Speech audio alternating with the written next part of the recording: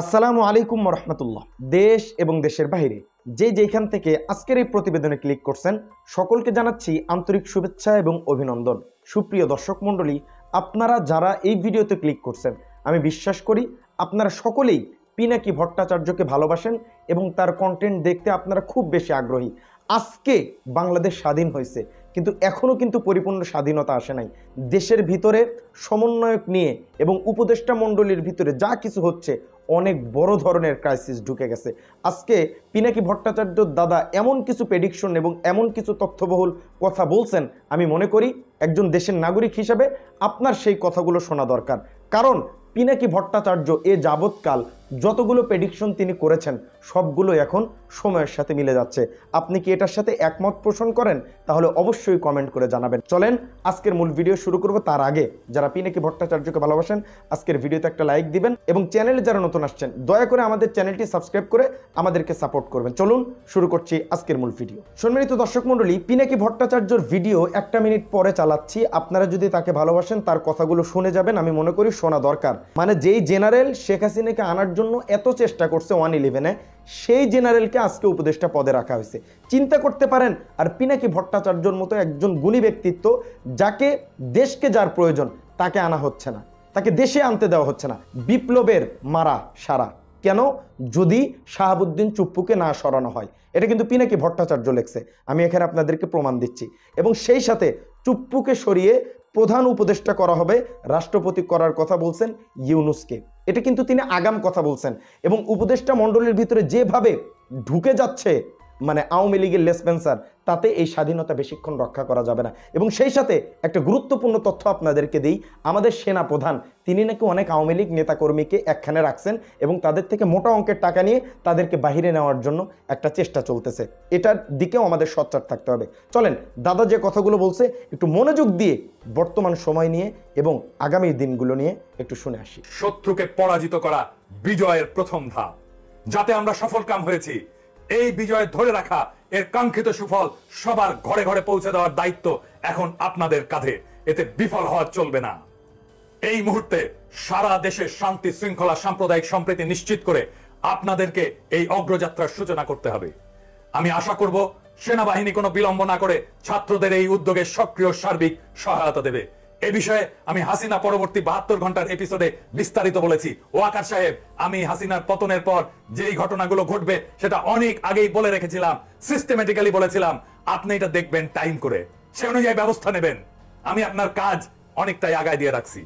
আমি উদ্বেগের সাথে লক্ষ্য করছি যে কিছু সুবিধাবাদী বিদেশি শক্তিদের এজেন্ট, এনজিওজীবী, বিগত সরকারের বেনিফিশিয়ারি, 111 লেসপেন্সার ইত্যাদি অন্তর্বর্তীকালীন সরকারের মন্ত্রী হওয়ার জন্য ইঁদুর দৌড়ে নেমে গেছে। এই সব অপচেষ্টা রুখে দেওয়া হবে। একই সাথে আমি গভীর হতাশা প্রকাশ করছি যে কিছু রাজনৈতিক দলের নেতৃবৃন্দ তাদের দলীয় স্বার্থ হাসিল করার উদ্দেশ্যে পরাজিত অপশক্তির বদলেই কুকুর সুপ্পুর চায়ের দোকানে বঙ্গভবনে গিয়েছিলেন। আমি তাদের ছাত্র আন্দোলনকে হাইজ্যাক করার কুৎসিত প্রচেষ্টাকে তীব্র নিন্দা জানাই। চুপ্পু আপনাদের কাছে আসবে, চুপ্পুর কাছে আপনারা যাবেন না। আপনারা জনতা, জনতার হাতে ক্ষমতা, চুপ্পু কেউ না। আমি মনে করি অন্তর্বর্তীকালীন সরকারের রূপরেখা এবং তার গঠনের একমাত্র হকদার হচ্ছে আন্দোলনকারী ছাত্র জনতা, তাদের পক্ষে তাদের সমন্বয়কগণ এবং সেই সাথে শহীদ পরিবারের সদস্যগণ এই কাজের হকদার। আমি সমন্বয়কদের আহ্বান জানাবো, যথাশীঘ্রই আপনারা শহীদ পরিবারের সদস্যদের সাথে ডায়ালগে বসে অন্তর্বর্তীকালীন সরকারের রূপরেখা এবং এর গঠন সম্পর্কে আপনাদের মতামত চূড়ান্ত করবেন। আপনাদের সুপারিশই হবে পরবর্তী অন্তর্বর্তীকালীন সরকার গঠনের একমাত্র ভিত্তি। আমরা জানতে পেরেছি কোন কোন স্বার্থান্বেষী মহল, কুচক্রী মহল সমন্বয়কদের নাকি চাপ দিচ্ছে অতি অল্প সময়ের মধ্যে অন্তর্বর্তীকালীন সরকারের বিষয়ে আপনাদের মতামত জানাতে। এরা আপনাদেরকে সুচিন্তিত মতামত প্রণয়নের সুযোগ দিতে চায় না, আপনাদের মধ্যে বিভেদ সৃষ্টি করতে চায়। আপনারা কোনো অবস্থাতেই এই সকল অশুভ চাপকে আমলে নেবেন না এবং এই ধরনের প্রচেষ্টার বিষয়ে সদা সতর্ক থাকবেন। মোদি বাংলাদেশ পরিস্থিতি নিয়ে জরুরি বৈঠক করে, ওরা বসে নাই, আমাদের শত্রুরা বসে নাই। আমি সেনা প্রধানকে আহ্বান করব, ছাত্র নেতৃবৃন্দের নেতৃত্বে এই প্রক্রিয়াকে পাশ কাটিয়ে অন্তর্বর্তীকালীন সরকার গঠন করার কোন প্রচেষ্টা করবেন না বা যুক্ত হবেন না। এই প্রচেষ্টা সফল হবে না, সফল করতে দেওয়া হবে না। তাদের উপরে চাপ সৃষ্টি করার অপচেষ্টায় যুক্ত হবেন না। আপনাদের এই সব কাজ করার কোনো নৈতিক অধিকার নাই, আর আমরা মাঠ ছাড়ি নাই। বরং আপনি আপনার কাজ করেন, বন্দী ছাত্রদের, সকল রাজনৈতিক বন্দীদের মুক্তি দেওয়ার ব্যবস্থা নেন, বিশ্ববিদ্যালয়গুলো খুলে দেন, শিক্ষা প্রতিষ্ঠান খুলে দেন, যাতে অতি দ্রুত আন্দোলনের সমন্বয়করা অন্তর্বর্তীকালীন সরকার গঠনের ডায়ালগ শুরু করতে পারেন। আপনার নিজের বাহিনীর খুনিদের উর্দি খুলে নেন, আয়না ঘরের বন্দীদের মুক্ত করে দেন। এতে কোনো ধরনের বিলম্ব মেনে নেওয়া হবে না। কোন ধরনের বিদেশি এজেন্ট, পরাজিত শক্তির 1/11 বেনিফিশিয়ারি, এনজিওজীবী, সুযোগ সন্ধানী পরগাছা ইত্যাদিরা এই সরকারে কোনোভাবে স্থান পাবে না। কেউ যদি এই সরকারের মধু খাইতে আসেন, পাছার চামড়া তুলে দেওয়া হবে। সেই সাথে এই ধরনের সরকার পরিচালনায় পরীক্ষিত অভিজ্ঞতা আছে এমন দেশপ্রেমিক ব্যক্তিদের দেশ বিদেশ থেকে খুঁজে এনে এই সরকারে স্থান দিতে হবে। সুপ্রিয় দর্শক মণ্ডলী, দাদার কথাগুলো শুনলেন, চলেন আরো একটি গুরুত্বপূর্ণ ভিডিও আছে, সেই ভিডিও চিত্রটি একটু দেখে আসি।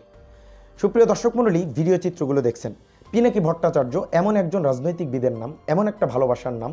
তিনি যে কথাগুলো বলছেন, তিনি যে প্রেডিকশনগুলো সায়েন্স থেকে দিয়েছেন, সবগুলো কিন্তু খাপে খাপ মিলে গেছে।